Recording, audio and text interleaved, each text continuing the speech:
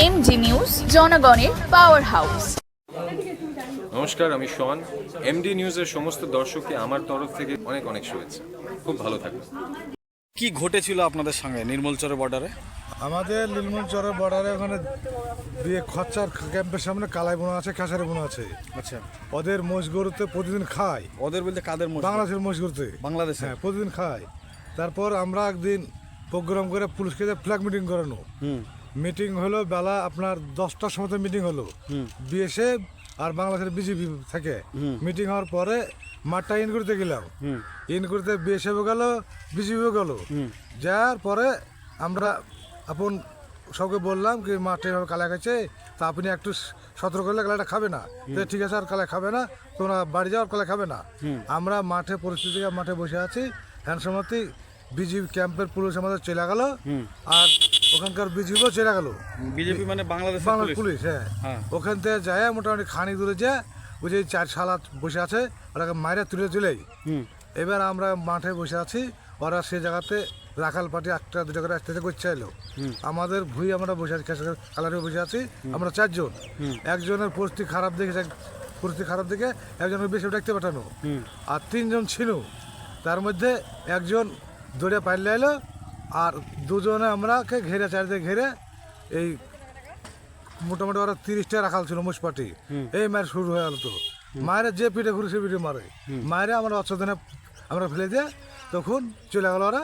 আমাদের বিয়ে সেবিজে আমাকে তুলে নিল। সেটা কটার সময়? সেটা ঘটেছে 12টার সময়তে, মানে গতকালকে 12টার সময় দিনে। আচ্ছা, আপনার নাম? আমার নাম মাসাদুল শেখ। আপনার বাড়ি কোথায়? বাড়ি আমার চরকৃষ্ণপুর থানা রানীতলা। আর আরেকজন যে আপনার সঙ্গে যাকে বেধড়ক মারা হয়েছে তার নাম কি? ওর নাম মুক্তার শেখ। ওর বাড়ি কোথায়? ওর বাড়ি চরকৃষ্ণপুর। আচ্ছা, ও এখন কোথায় ভর্তি? এখন মেডিকেল বহরমপুর ভর্তি। আপনি বহরমপুর থেকে আসছেন? আমি বহরমপুরে, আমাকে ছুটি দিলে আমি বাড়ি এলাম। যারা মেরেছে তাদের পাশ দিয়েই গেল বিজেপি যদি কিছু না বলে যায়, ওদের সাথে কথা বলেছে বিজেপি, তুই এখন যাই হোক, ওরা বলে গিয়েছে, ওই জন্যই তো মেরেছে। না হলে ওদের কি করে সাহস হয়?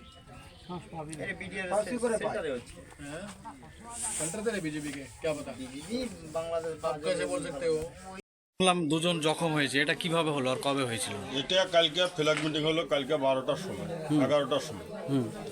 ওরা ফ্ল্যাগ মিটিংয়ে যায় যোগান, ওখানকার আখাল গ্রুপকে আর ওই যে ঘাস কাটারা ছিল, তারা কি বিলেছে না বিলেছে বিডিআর যায় আমরা জানি না। ওখানে আসিয়া আমরাকে মারছে আমাদের বর্ডার হানে 1 কিলোমিটার ভিতরে তাড়ে আসে, মোষ গরুকে দূরে থুয়ে দিয়ে তাড়ে এসে মারছে, চারিদিক দিয়ে ঘেরে। এই কারণেই আমাদের ওই 2টো যোগানদার, মাঠ যোগানদার, এরা ক্ষতিগ্রস্ত হয়েছে। এখন বহরমপুর মেডিকেল হাসপাতালে ভর্তি আছে, অবস্থা খুব একটা ভালো নয়, সিরিয়াস আছে। এই তো আমার কথা। কি নাম আপনার? আমার নাম নাম হাসান আলী। ওরা এখন কোন হাসপাতালে ভর্তি আছে? বহরমপুর মেডিকেল হাসপাতালে ভর্তি আছে। জখম হয়েছে এই ঝামেলায় 2 জন। কি নাম তাদের? তাদের নাম, একটার নাম মাসাদুল, পিতা জাহিরুদ্দিন শেখ, একটা মুক্তার আলী, পিতা নাস্তার। আচ্ছা, যখন ঝামেলা হয় বাংলাদেশের লোকের সঙ্গে, তখন কি পুলিশ ছিল আমাদের ইন্ডিয়ান বিএসএফ? পুলিশ ছিল না, আপনার ফ্ল্যাগ মিটিং হয়ে গেল। হ্যাঁ, ফ্ল্যাগ মিটিং হয়ে ওই ফ্ল্যাগ মিটিংই ওই যা বাংলাদেশের রাখালের নাম বলে বিলে দেওয়া হয়েছিল পিটিআরকে এবং বিএসএফকে, যে এরা মাঠের ক্ষতি করছে এবং খাওয়াচ্ছি কালা। তো তাই যে বিডিআর ওদেরকে যে বলেছিল যে তোমরা ক্ষতি করছো মাঠে, তাই ওই যোগানদারের রিপোর্ট দিলে, বিএসএফের রিপোর্ট দিলে। বিডিআর বুলে চলে গেছে ক্যাম্পে, আর আমাদের বিএসএফও চলে গেছে ক্যাম্পে। এই সময়তে ঘেরে এসে আমাদেরকে মেরেছে। কতজন ছিল ওরা যখন মারে? কমসে কম 15-20 জন ছিল। আর আপনারা কজন ছিল? আমাদের ইন্ডিয়ান রাখাল কতজন ছিল? আমাদের ছিল 4 জন, তার মধ্যে আগে একজন চলে গেছিল, 3 জন ছিল। কি নাম আপনার? আমার নাম আয়ুব শেখ। এই ঘটনাটা কোথাকার? ঘটনাটা আপনার বেনাগুনার সামনে, মানে নির্মলচর, যেটা লাস্ট বর্ডারে। বর্ডারে।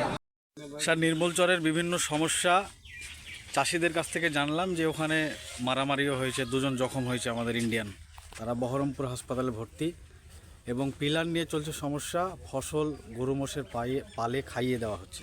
কি বলবেন?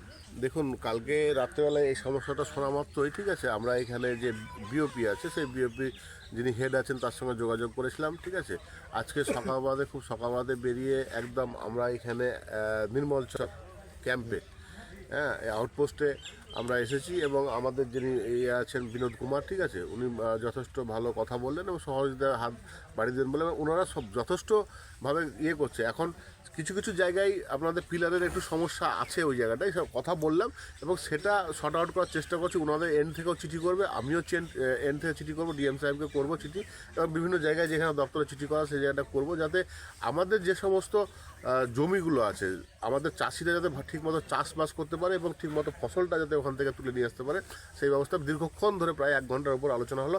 অটোমেটিক সকাল থেকে কিন্তু ওদের ফ্ল্যাগ মিটিং চলছে এবং আবারও একটা ফ্ল্যাগ মিটিং মনে হয় अभी क्या फ्लैग मीटिंग हो रहा है उधर? हाँ, एक होगी खत्म और दूसरी कमांडर लेवल की फ्लैग मीटिंग हो रही है अभी। হ্যাঁ, अभी আরেকটা কমান্ডার লেভেলের ফ্ল্যাগ মিটিং চলছে, ঠিক আছে। তো যাই হোক, পরিস্থিতি এখন আমাদের ঠিকই আছে এবং বাদবাকিটা তখন আগে দেখা যাবে। আমি রিকোয়েস্ট করলাম যে 1 সপ্তাহের মধ্যে আর কি আমি ওই একদম 0 পয়েন্টে যেতে রাজি আছি এবং সেখানে চাষবাসটা কী ধরনের হয়, মানুষ কীভাবে চাষবাস করে বা আমাদের এলাকাটা কতদূর কী প্রতিকূলতার মধ্যে কৃষকরা চাষবাস করে সেটা আমি খতিয়ে দেখব এবং সংশ্লিষ্ট মহলে আমি জানাবো।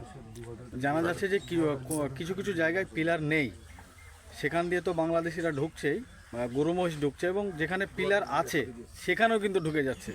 দেখুন, বিষয়টা হচ্ছে যে মোটামুটি চল্লবন গলা থেকে এটা হচ্ছে মদনঘাট, হ্যাঁ, এই পোস্টটা 12 কিলোমিটার লেন্থ যেটা আছে, 16 নিয়ার অ্যাবাউট যা 12 থেকে 16 কিলোমিটার।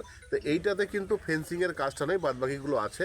তো এইখানে ওরা চিঠি করেছে যাতে খুব দ্রুতভাবে ফেন্সিংয়ের কাজটা হয়। আমরাও এখানে অ্যাপিল করলাম এবং যেখানে সংশ্লিষ্ট দপ্তরে যেখানে যেখানে অ্যাপিল করা সেখানে করব। আমি বললাম যে যেহেতু কালকে হয়তো সম্ভবত আমি ডিএম সাহেবের সঙ্গে দেখা করবো, দেখা করে চিঠিও দেবো একটা আমার এন্ড থেকে আমার প্যাডে, যে যাতে এই সমস্যার সমাধানগুলো হয় এবং সমাধানগুলো যাতে একদম মানে পাকাপোক্তভাবে সমাধানগুলো হয় এবং যেখানে আউটপোস্টগুলো পিলারগুলো নেই সেই পিলারগুলো যাতে বন্দোবস্ত হয় সেই ব্যবস্থা যাতে হয় সমস্তটাই। আর যেহেতু এটা দেখুন, একটা ভারত বাংলাদেশ একটা আন্তরাষ্ট্রীয় একটা ব্যাপার আছে, সেখানটাই তো আমরা স্টেট গভর্নমেন্টের পক্ষতে সেটা পুরোটাই সেন্ট্রালের হাতে, সেন্ট্রালের কাছে আমরা আবেদনটা করব, ওনারাই করেছেন এবং যাতে এখানে ফোর্সের সংখ্যাটা বাড়ানো হয় সেই ব্যবস্থাটাও করানোর জন্য আপিল করলাম।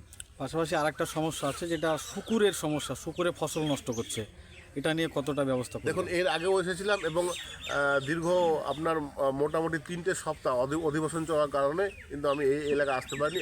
আসার সঙ্গে সঙ্গেই আমাদের যে এখানে নির্মলচরে ফেলুর মোড় আছে, ফেলুর মোড়ে এসে মানুষদের সঙ্গে কথাবার্তা আবারও বলা শুরু করেছি এবং আমরা বলেছি যে আপনারা নির্দিষ্টভাবে বন দপ্তর চাইছে যে বারবার যে কথাটা উঠছে যে বুনো শুয়োর, তো ওরা দাবি করছে বুনো শুয়োর আমাদের এখানে মুর্শিদাবাদে অন্তপক্ষে বুনো শুয়োরের কোনো অস্তিত্ব নেই। কী ধরনের শুয়োর আছে সেই শুয়োর আমরা দিনের বেলাতে সেই জিনিসগুলো কিন্তু কোনো অস্তিত্ব খুঁজে পাইনি।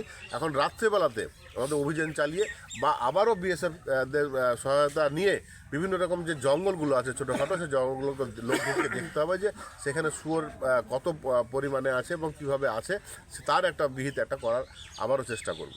বর্ডার নিয়ে সমস্যা কি হলো, কি কথা হলো আপনাদের কোম্পানি কমান্ডারের সঙ্গে? কোম্পানি কমান্ডারের সঙ্গে আমাদের কথা হলো যে বর্ডারে যেখানে মিস পিলার, সেখানে পিলার নাই, সেখানে ইন্দো বাংলা জয়েন্ট সার্ভের জন্য আমরা আপিল করলাম। বিএসএফের তরফ থেকে করুক, আমরা পাবলিক মার্ক পিটিশন দেবো ডিএমকে এবং এমএলএ সাহেব বললো আমার তরফ থেকে আমি ডিএমকে অ্যাপ্লিকেশন দেবো যাতে জয়েন্ট সার্ভের মাধ্যমে ওই মিস পিলার জায়গায় পিলার হয়।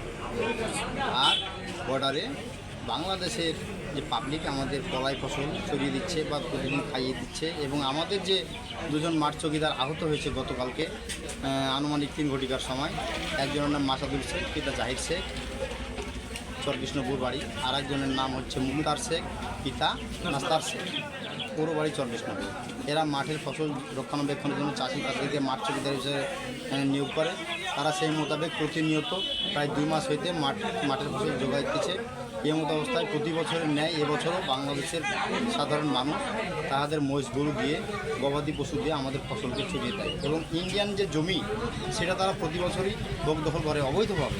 সেটা আমাদের বিএসএফকে অনেক বলা সত্ত্বেও বিএসএফের একটা 10 পোস্ট চৌকি আছে, তারা ওখানে পর্যাপ্ত পরিমাণ আমাদের ওখানে জওয়ানের অভাব, যার জন্য ওখানে ডিউটি এবং যে ইন্ডিভিজুয়াল যে আমাদের বাংলাদেশের পাবলিক যে ভারতের মধ্যে এসে অবৈধ কাজ করছে তার জন্য ওরা সহযোগিতা পাচ্ছে। যদি ফোর্সের যে চাহিদা সেটা যদি বেড়ে যায় তাহলে এই অবৈধ কাজ এবং ভারতের মধ্যে এসে যে ভারতের ফলায় ফসল যে নষ্ট করছে বা ছড়িয়ে দিচ্ছে সেটা কিন্তু আগামী দিনে আর সেটা ক্ষতি করতে পারবে না। মূল সমস্যা হচ্ছে ওখানে জওয়ান বাড়াতে হবে। আর ওখানে জন বাড়াতে হবে।